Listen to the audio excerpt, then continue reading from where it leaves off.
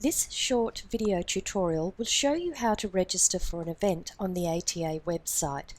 The first thing to know is that to register for any event, you must be logged into the ATA site either as a subscriber or as a member. Now, you are a subscriber if you have received email communication and notifications from us previously. You are a member, of course, if you have purchased an individual subscription to ATA or if you have been joined under your school or organisation's corporate membership. If you are a member or a subscriber and you are logging into our new ATA site for the first time, you will need to request a new password. Your old login details will not work on the new site. So you can request a new password by selecting Member Login up here on the top right hand corner of the screen where it says Member Login. You click on that and then down here you request a new password. You need to enter the same email address here that you use to receive communication from us currently. That's very important. Now, if you are not a subscriber or a member, you will need to go here and create a new user account before registering for an event. And it's quite a quick and simple process. You'll be taken to this page and you just need to enter some personal details and click register. For the purposes of this tutorial, I will assume that you have already registered as a subscriber or member and that you have a user account. So step one is to log in, and you can do this on the home page by selecting Member Login and then entering your details, username and password. Or if you have followed a link and you have landed directly on the event that you want to register for, you can log in there as well.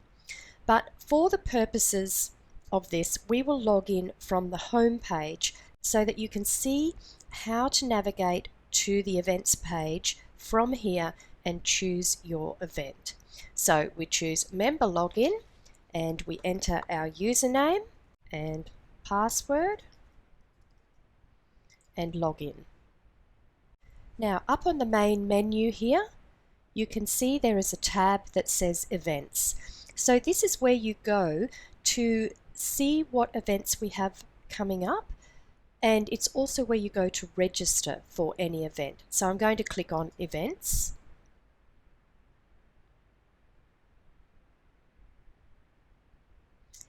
And you just scroll down a little bit and you will see a list of all of our upcoming events, provided you have this tab selected as upcoming.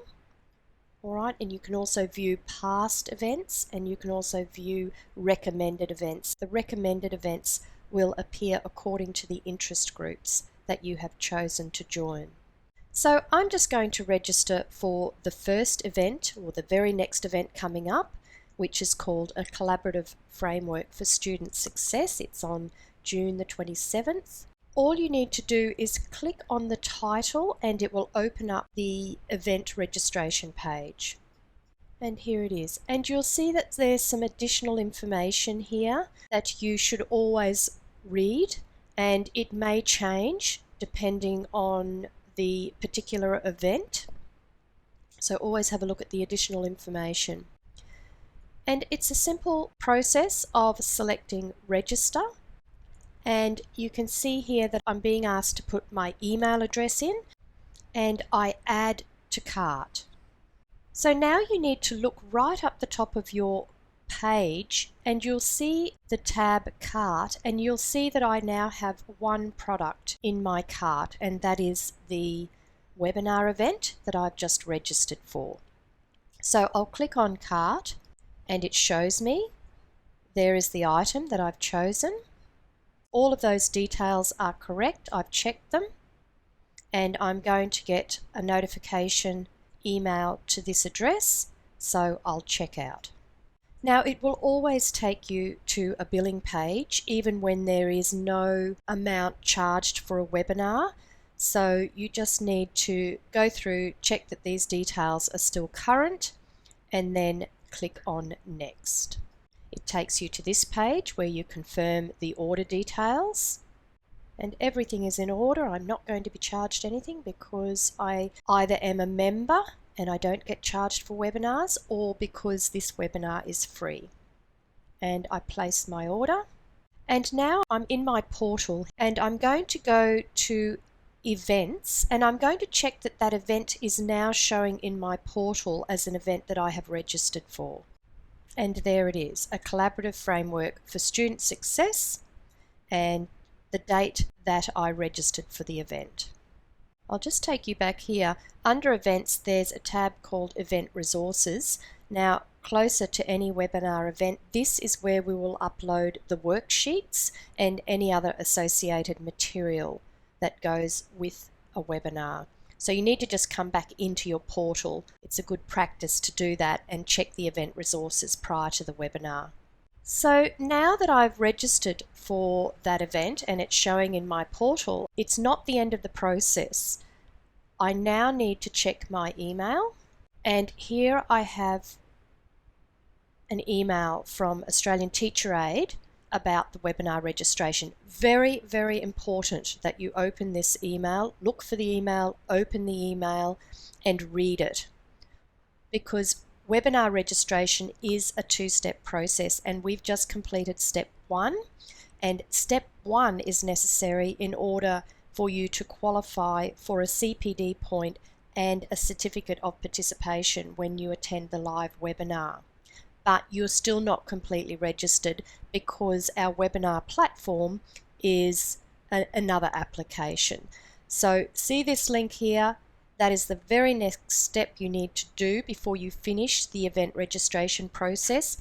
You need to click, and the link will take you to the GoToWebinar registration page. For those of you who have registered for our events previously, you will be very familiar with this page, and you will know that you need to put your first name, your last name, and your email address in and click on Register.